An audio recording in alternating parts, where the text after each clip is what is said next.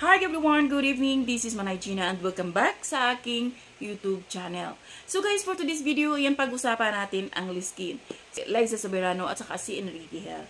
Pero bago ang lahat guys, please huwag kalimutan i-like, i-share at pag-subscribe sa aking YouTube channel.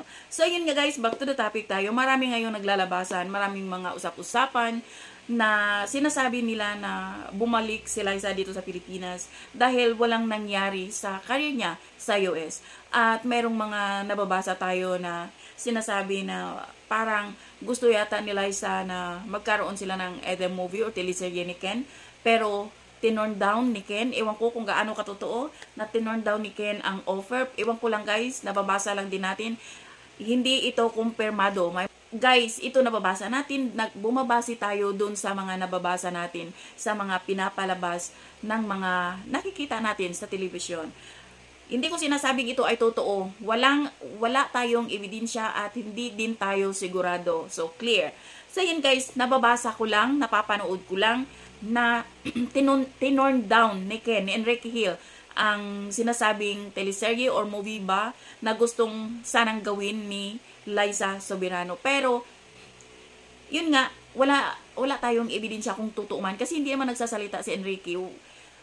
Ito, usap-usapan lang sa social media. Pero, ewan ko lang kung gaano katotoo at hiwalay na daw si Ken, matagal na, at saka si Liza.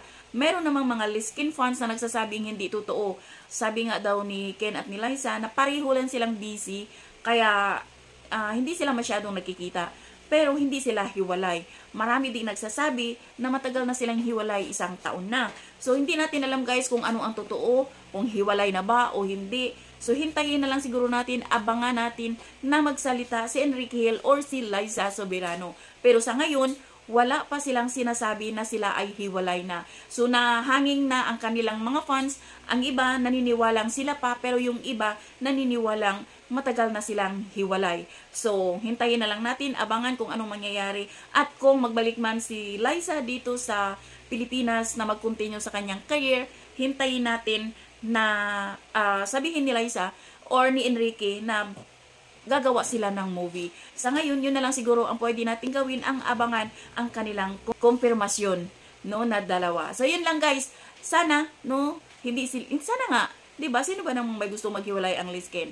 So, sana nga sila pa rin hanggang ngayon. So, yun lang guys. Thank you for watching. Bye. God bless everyone.